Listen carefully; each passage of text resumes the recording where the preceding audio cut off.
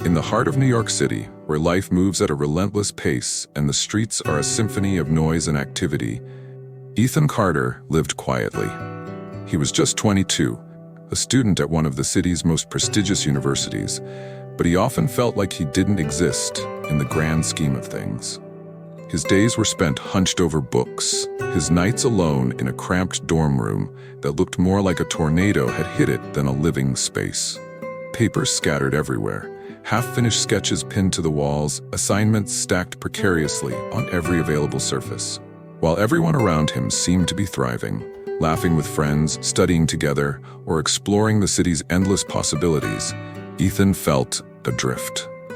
Like a tiny boat lost in an ocean of humanity, he floated without direction. It wasn't that he didn't want friends, it's just that connecting with people felt impossible.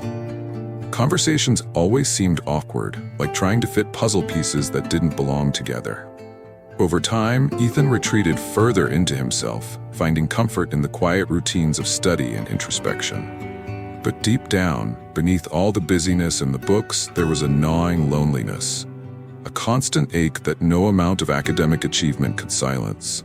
One evening, as the city lights flickered outside his window, casting long shadows across his cluttered room, Ethan sat on his bed feeling particularly low.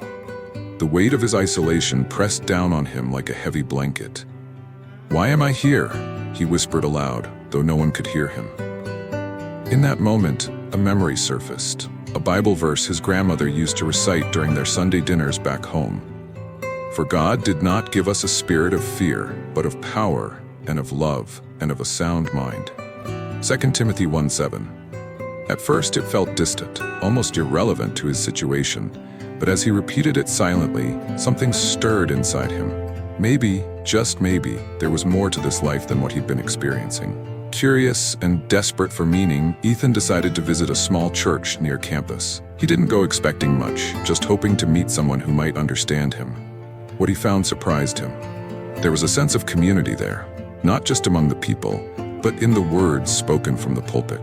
The pastor talked about faith, resilience, and trust in God, themes that resonated deeply with Ethan's own struggles. One sermon in particular stuck with him. The pastor quoted Joshua 1:9, "Do not be afraid, do not be discouraged, for the Lord your God will be with you wherever you go." Those words clung to Ethan like a lifeline. For so long, he'd carried his loneliness alone, letting it define him. Now he began to see it differently, as part of his journey, not its entirety. Ethan started reading the Bible more regularly, drawn to stories of ordinary people facing extraordinary challenges. David fighting Goliath, Moses leading his people through the wilderness, Elijah standing firm against overwhelming odds. These tales gave him courage. Psalm 46 verse 10 became especially meaningful. "Be still, and know that I am God." It reminded him that even in the chaos of life, there was peace to be found in simply being present with God. Still, making friends proved difficult. Social interactions often left him feeling out of place, unsure how to bridge the gap between himself and others. But instead of letting rejection define him, Ethan focused on nurturing his relationship with God. He prayed daily, asking for strength and guidance. Slowly, he noticed changes within himself. He grew more confident in expressing his thoughts, more willing to extend kindness to strangers, and more open to sharing parts of himself he'd kept hidden. A turning point came when Ethan joined a community outreach program organized by the church. One afternoon, while handing out meals to the homeless, he met Sarah, another volunteer.